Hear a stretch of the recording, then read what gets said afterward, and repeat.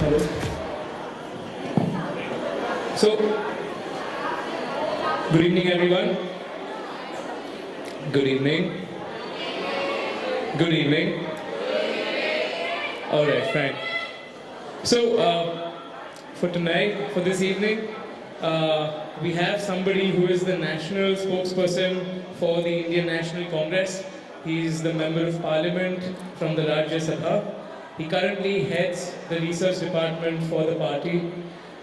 He's also a PhD for management, economics, and public policy. And as I said, he's a politician as well as an illustrious academician. Meet Dr. Professor Rajeev Gowda.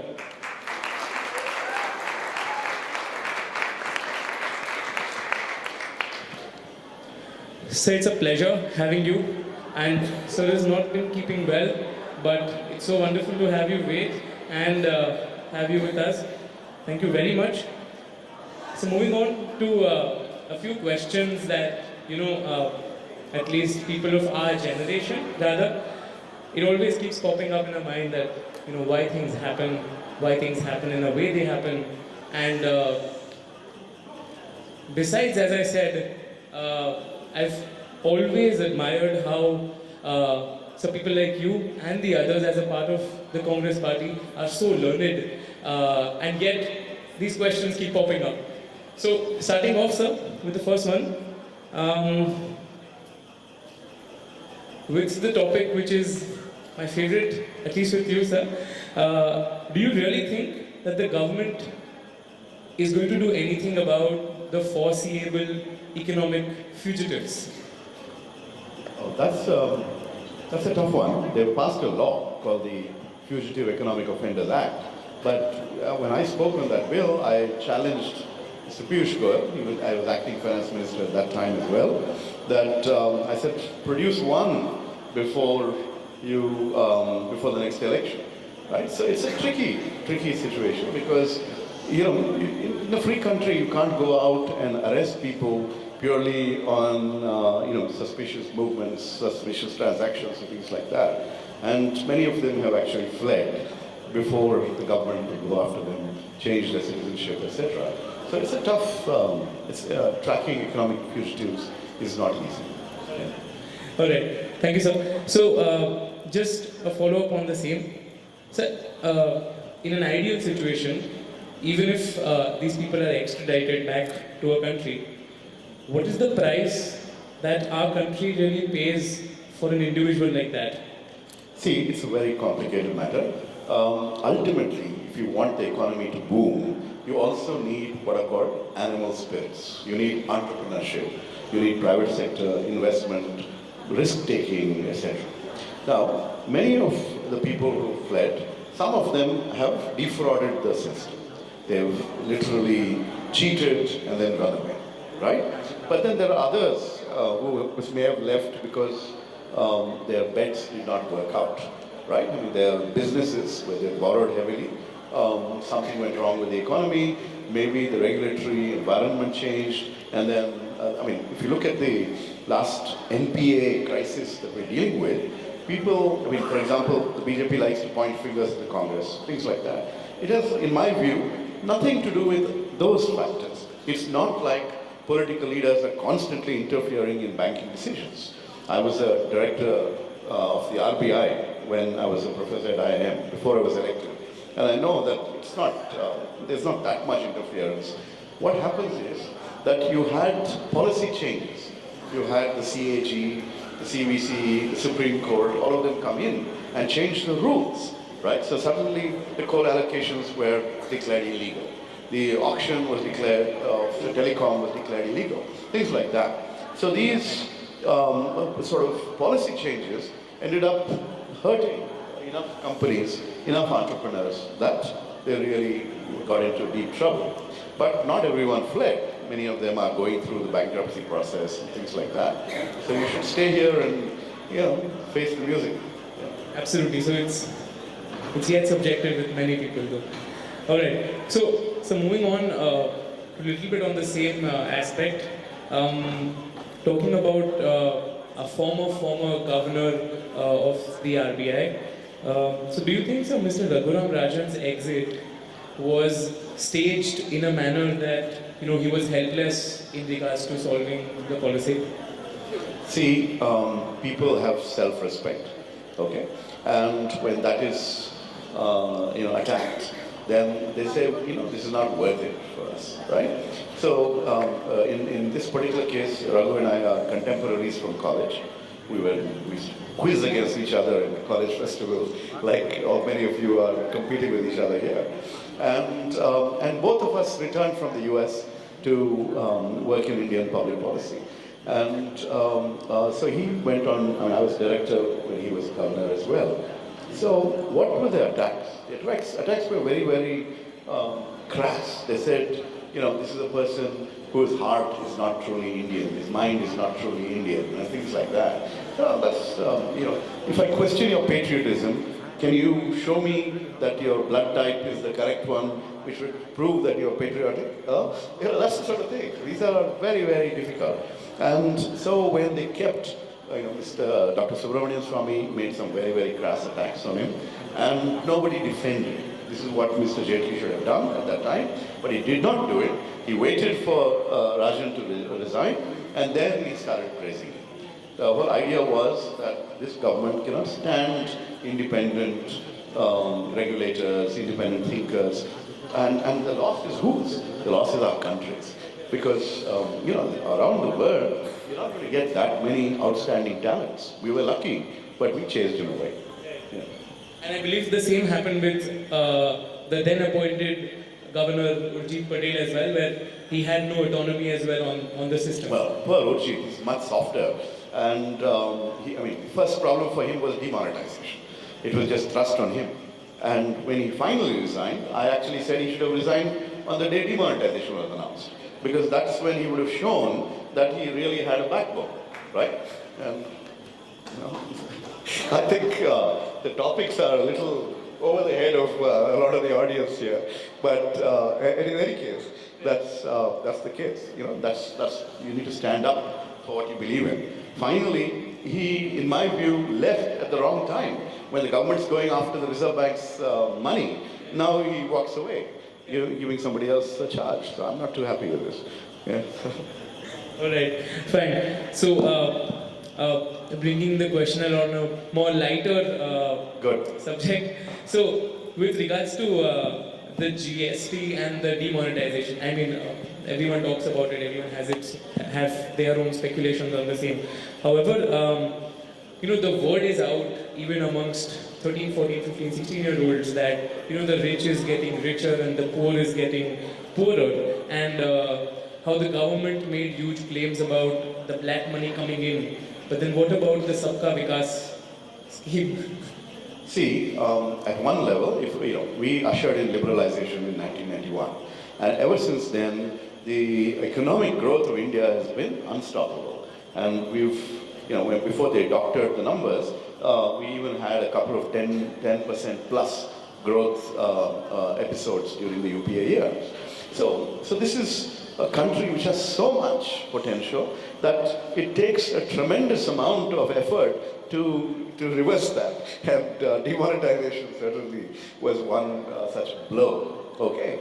Now, if you want to make policies through slogans and drama and PR and marketing, that's one thing. And that's actually what tends to happen. So, so there's no argument that, even China earlier was, talking about all of these programs, right? All great titles. Make in India, wonderful. I'd love to see more. Startup India, yes. And Sanjay, of course, was talking about Shut Up India and other kinds of other problems, that also exist. But the point is, what's the actual reality? Has the startup sector dramatically transformed? No. So this is the problem. The slogans and the reality. There's a big gap, and so we wonder whether we should be focusing on the marketing or whether we should be focused on the hard work of nurturing entrepreneurship and supporting growth. Right. So, sir, when we also talk about reality, every time a question is thrown at the Modi government, do you think Mr. Jaitley does justice to the answer? Mr. Jaitley is an extremely clever and capable lawyer, and, and a couple of I don't know whether it's right here on my phone, but a couple of weeks ago I wrote a piece in print. This is an online newspaper, which was titled "Mr. Jaitley's Experiments with Untruth," okay, where I basically give a whole series of examples and say, don't believe this guy, okay? The only time you can believe Jaitley is sometimes when I give a good speech, he sends me a note saying, well spoken. I believe it.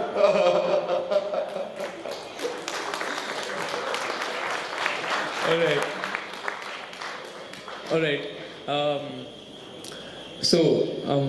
Keeping aside the complications and the details, so say in the near future, you had to advise or you had to take over on the finance for the country. Don't get me into trouble with all these ambitions. There are many more senior people than I. I'm just a first-term Rajya Sabha member. Okay, but just getting back to this Jaitley issue, right? I remember, see, when the cameras are off, we are all actually having good conversations and things like that. And I remember discussing with him. I said, why, when the petrol prices are so low, aren't you passing on the benefits to the people of India? The growth would pick up and things like that. So he kept arguing that it would be inflationary and things of that sort. But I kept saying, look, just give us that extra money in our pockets and we'll spend. And before you know it, you'll make up enough in terms of growth that the taxes will take care of whatever you might have lost. Yeah, but there's some risk aversion sometimes. And we missed that opportunity. That was a huge opportunity. All right, fine. With that, sir. Any from the audience? Yes. With that, again, last question from my side, and then we can also take it from the audience. Say for a 14, 15, 16, 17-year-old, it's a very generic question, sir. 14, 15, 16-year-old. So how would you suggest them on financial planning? Oh, okay. You're asking the wrong guy because I'm a professor of political science, public policy, rather than finance. I mean, I have been on the RBI board, but that's because of some other knowledge. So I actually think that there's this wonderful thing called the power of compound interest. So this is a good time to start saving and getting into a good investment habit. Yeah. But actually, if you really want to make a difference to your future, get involved with the world around you, with the political world, with organizations like MUN, with people who are making a difference, because that way you're engaging, you're investing in yourself, and before you know it, the returns will come from the confidence that you develop, the capabilities that you nurture. So it'll be tremendous, I think. Great.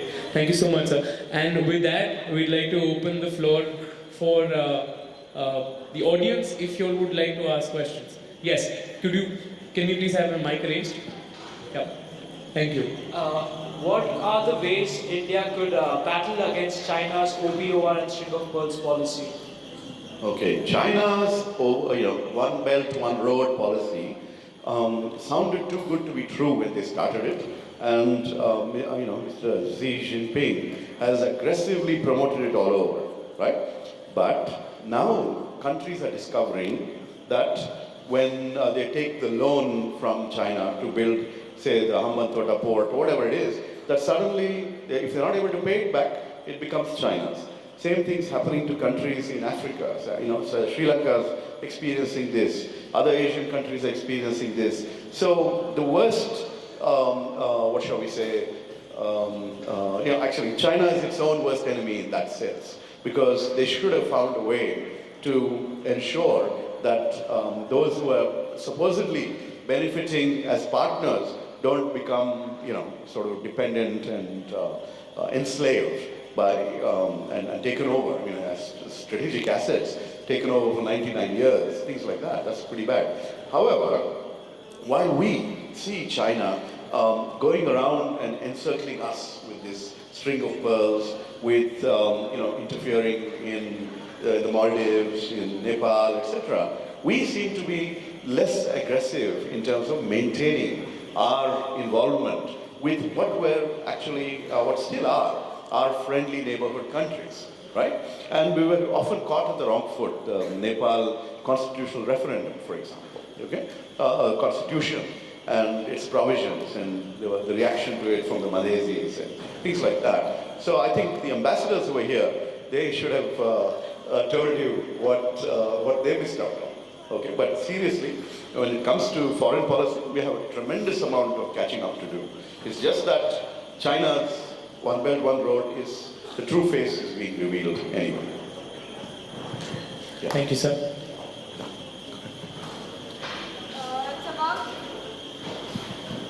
It's a little bit about politics, but how do you think India is going to combat China to try to get Nepal and Bhutan on their side? Because generally Nepal and Bhutan have always been on India's side, but then recently Nepal and Bhutan, they have been leaning more towards China, right? How do you think India can combat that? I still think that they are very much, on our side. Historically, they have been. And China is a major hegemonic power, while we are a little more of a democratic, we may be a little clunky, a little less sensitive in how we deal with them, but we are certainly a better partner for the longer term than a huge China that can just crush them, right? That said, we need to be sensitive to a variety of factors. One aspect is how you deal with, in these MUNs also I've noticed, there's so much negotiation and each one beating the other side, etc. Right? But ultimately, if you look at negotiations, one side it can't be one side winning, the other side losing.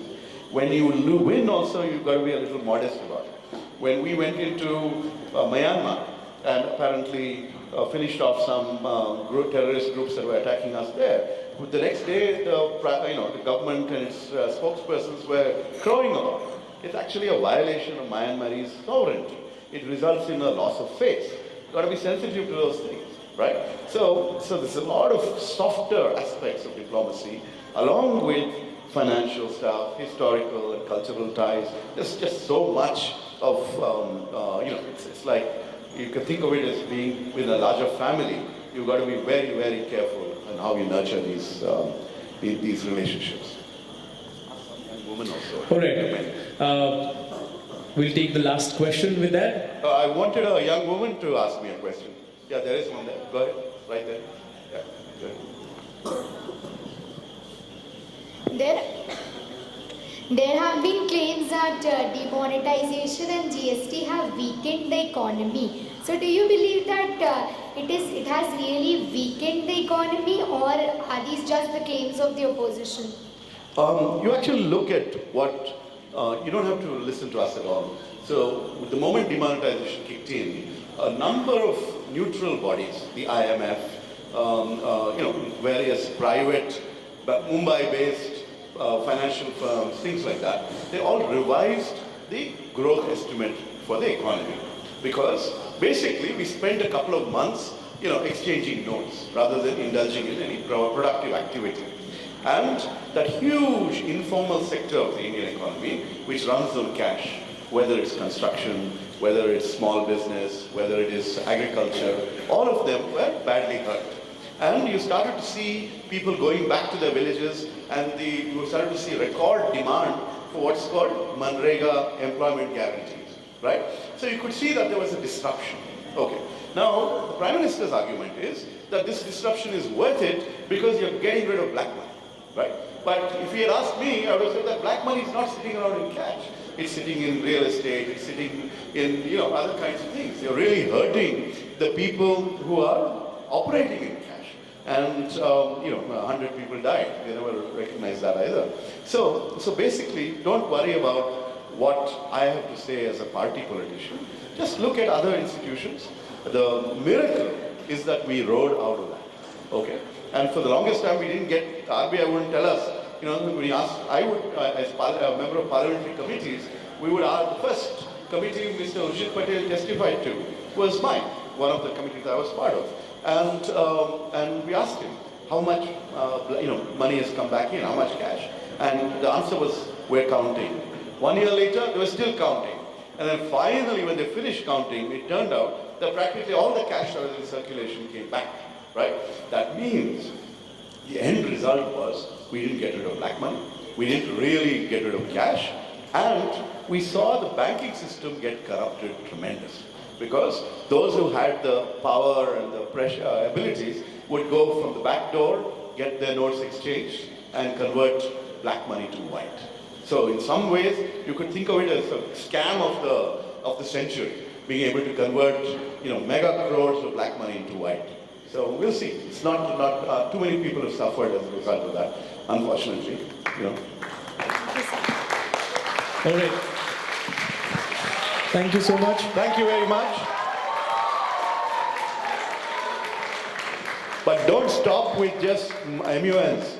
Come out, get involved with campaigns. There's a big election coming up. You should just engage. And then, you'll be able to do some amazing, you'll get some great insights, but you'll also be able to say that you have helped strengthen democracy in India. And all of you first-time voters, vote wisely. Vote early. Great. Thank you so much, sir.